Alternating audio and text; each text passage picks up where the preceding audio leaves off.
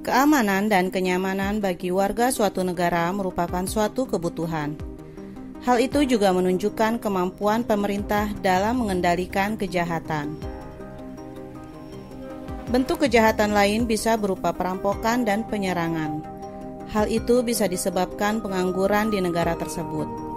Selain itu, adanya mafia atau organisasi penjahat yang terorganisir juga menjadikan kegiatan yang terlarang justru menjadi kebiasaan di suatu negara. Dikutip dari beberapa sumber, berikut ini adalah 5 negara yang memiliki banyak aktivitas kejahatan. 1. Venezuela.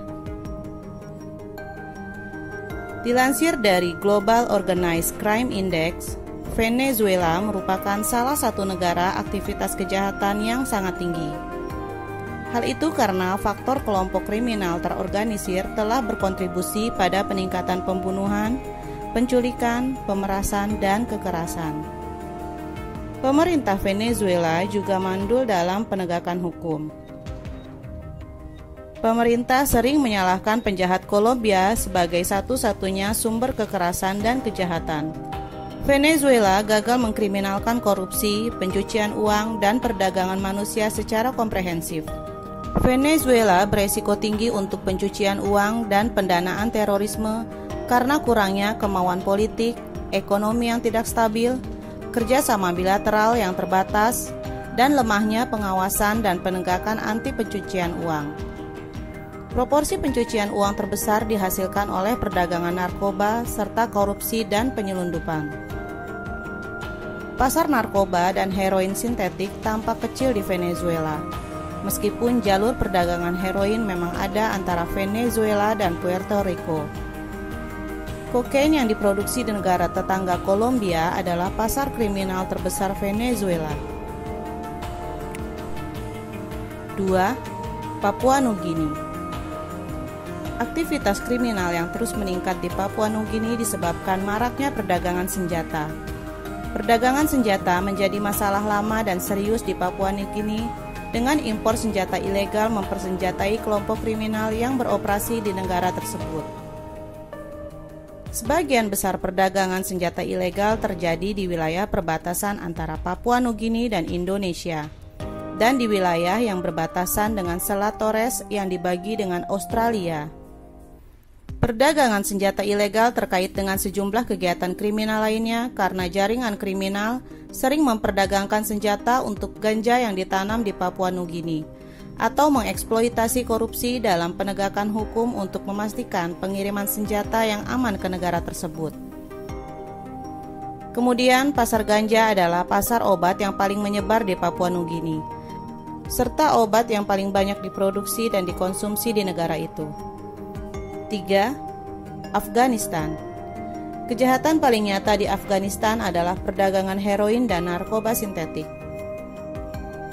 Pasar heroin Afghanistan adalah yang terbesar di dunia. Hampir semua produksi opium global terjadi di negara tersebut. Heroin Afghanistan diekspor ke setiap wilayah di dunia kecuali Amerika Latin. Rute transportasi baru juga telah dibuka dalam beberapa tahun terakhir untuk melayani berbagai pasar Asia, Timur Tengah, dan Afrika dengan lebih baik, dan pada tingkat yang lebih rendah pasar Skandinavia. Kemudian lebih dari 4 dekade konflik telah mengakibatkan perdagangan senjata menjadi masalah serius di Afghanistan. Tingkat ketidakamanan yang tinggi menimbulkan permintaan besar akan senjata dan menciptakan akses mudah ke pasar gelap senjata untuk milisi, pemberontak, dan warga sipil. 4. Afrika Selatan. Pada November 2022, lebih dari 7.000 orang dibunuh selama 3 bulan di Afrika Selatan. Untuk narkotika, Afrika Selatan menjadi tujuan penjualan heroin Afghanistan yang tiba langsung melalui jalur laut dan udara. Afrika Selatan menonjol sebagai negara transit utama karena lebih mudah bagi pelaku perdagangan narkotika untuk memindahkan peti kemas ke Eropa dari Afrika Selatan dari negara lain di wilayah tersebut. 5. Honduras. Honduras dikenal rumah bagi pasar perdagangan senjata yang relatif berkembang. yang meskipun tidak dikendalikan oleh satu kelompok tertentu. Senjata sering dibeli secara legal di Amerika Serikat sebelum diperdagangkan ke negara tersebut. Beberapa organisasi penjahat paling kuat di Honduras juga membeli senjata berkekuatan tinggi, termasuk senapan serbu AK-47, senapan sniper Dragon, dan granat berpeluncur roket. Wilayah Honduras di tengah salah satu koridor perdagangan narkoba utama di wilayah Afrika Selatan. Organisasi besar bekerja sebagai perantara antara produsen kokain Kolombia dan pedagang Meksiko. Mereka mengangkut obat tersebut melalui Honduras dari Meksiko, El Salvador, dan Guatemala ke Amerika Serikat. Organisasi lokal dilaporkan berada di belakang perkebunan dan laboratorium baru yang bermunculan dalam upaya untuk mengontrol lebih banyak elemen rantai pasokan daripada sekedar transportasi.